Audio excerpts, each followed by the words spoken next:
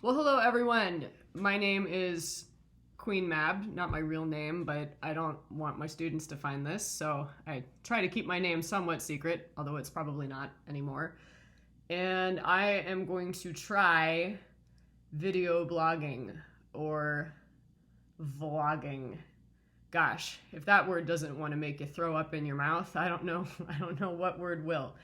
I watched this webinar yesterday about blogging, and the dude who was running it was this guy named Tim Gillette, who was definitely a dude, and he was talking about just doing things and not worrying about whether or not they are perfect.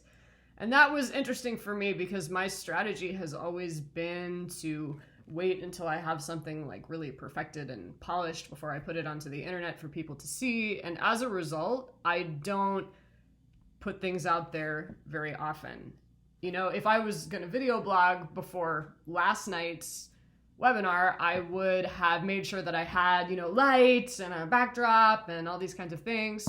As you can see, I am in my garage with my terrifying fake plant, which is strapped to that bookshelf because otherwise it's going to fall over, and no lights other than these garbage ones here. So this is hard for me, and even as I'm saying this, I'm going to delete this video, I shouldn't post this, but I'm going to do it because what's the worst that can happen? Well, don't answer that because I think there are some pretty intense answers to that. So what do I want to talk about today other than vlogging? Well, I would like to talk about my show, Yes, No, Maybe So, which just finished its run at the Hollywood Fringe. And what's on my mind right now is promoting a show. Because anytime I'm taking my show to a fringe festival, and fringe festivals, for those of you who don't know, are independent theater festivals where there's no jury for entry, anyone can participate, and they happen, the first one was in Edinburgh in Scotland in, I want to say the 50s, and now it's a global phenomenon, okay? So anytime I take a show to one of these festivals, it's so hard to figure out what to do to promote it. It's especially hard when it's a show that I've already been doing for a while.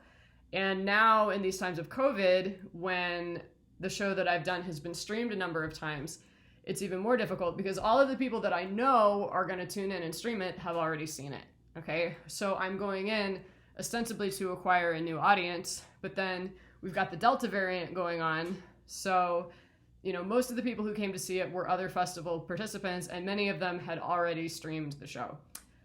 The other thing that was interesting was being back in front of a live audience.